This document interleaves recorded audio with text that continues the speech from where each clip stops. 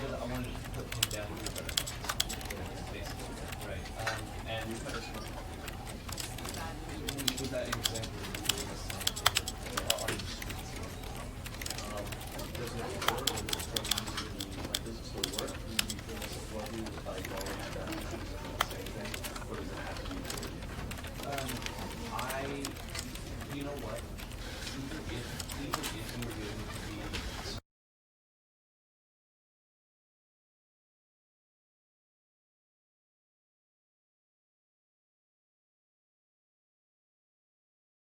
This is the story of a man named Stanley.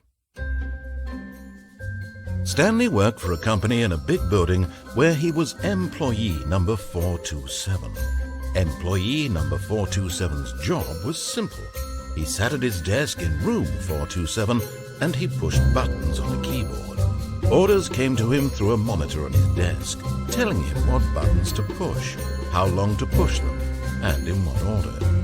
This is what employee 427 did every day of every month of every year.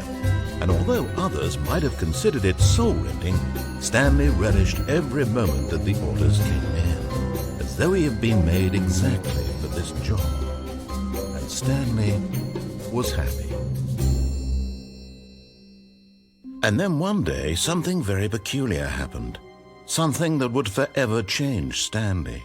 Something he would never quite forget. He had been at his desk for nearly an hour when he realized that not one single order had arrived on the monitor for him to follow. No one had showed up to give him instructions, call a meeting, or even say hi. Never in all his years at the company had this happened, this complete isolation. Something was very clearly wrong. Shocked, frozen solid, Stanley found himself unable to move for the longest time. But as he came to his wits and regained his senses, he got up from his desk and stepped out of his office. All of his co-workers were gone. What could it mean? Stanley decided to go to the meeting room. Perhaps he had simply missed a memo.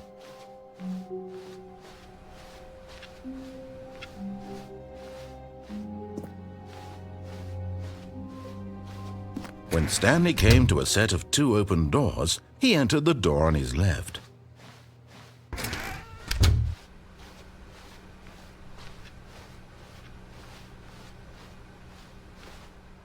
Yet there was not a single person here either. Feeling a wave of disbelief, Stanley decided to go up to his boss's office, hoping he might find an answer there.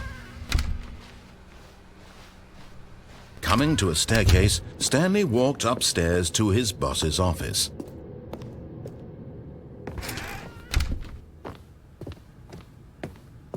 Stepping into his manager's office, Stanley was once again stunned to discover not an indication of any human life.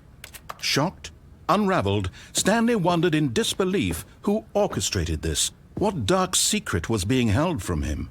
What he could not have known was that the keypad behind the boss's desk guarded the terrible truth that his boss had been keeping from him. And so the boss had assigned it an extra secret PIN number, 2845. But of course, Stanley couldn't possibly have known this.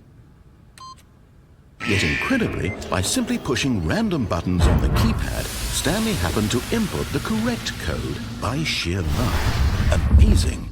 He stepped into the newly opened passageway.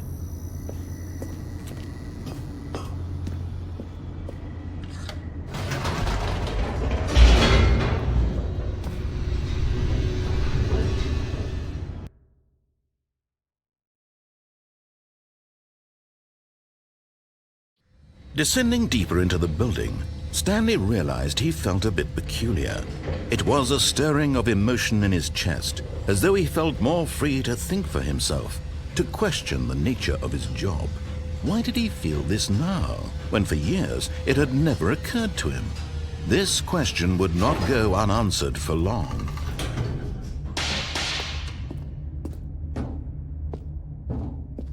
Stanley walked straight ahead through the large door that read Mind Control Facility.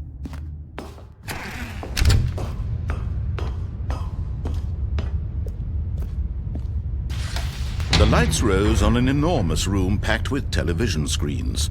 What horrible secret did this place hold? Stanley thought to himself. Did he have the strength to find out?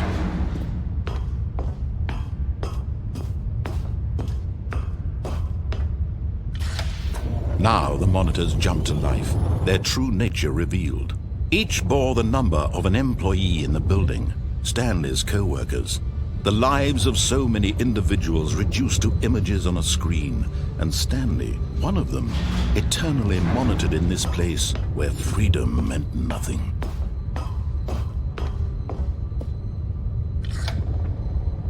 This mind control facility, it was too horrible to believe. It couldn't be true. Had Stanley really been under someone's control all this time? Was this the only reason he was happy with his boring job? That his emotions had been manipulated to accept it blindly? No, he refused to believe it. He couldn't accept it. His own life in someone else's control? Never! It was unthinkable. Wasn't it? Was it even possible? Had he truly spent his entire life utterly blind to the world? But here was the proof, the heart of the operation. Controls labeled with emotions, happy or sad or content. Walking, eating, working, all of it monitored and commanded from this very place. And as the cold reality of his past began to sink in, Stanley decided that this machinery would never again exert its terrible power over another human life.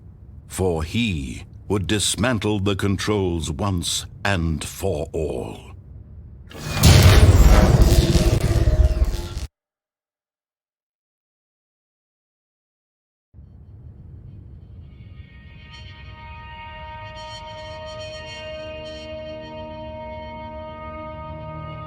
Blackness and a rising chill of uncertainty. Was it over? Yes! He had won! He had defeated the machine, unshackled himself from someone else's command. Freedom was mere moments away. And yet, even as the immense door slowly opened, Stanley reflected on how many puzzles still lay unsolved. Where had his co-workers gone? How had he been freed from the machine's grasp? What other mysteries did this strange building hold?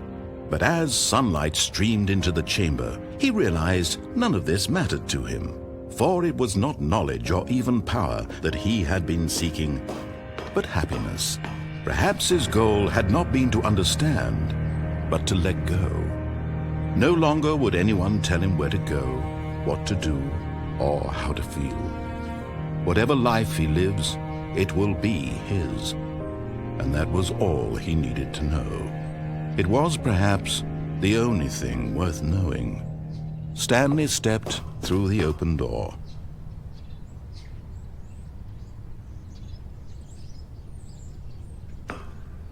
Stanley felt the cool breeze upon his skin, the feeling of liberation, the immense possibility of the new path before him. This was exactly the way, right now, that things were meant to happen. And Stanley was happy.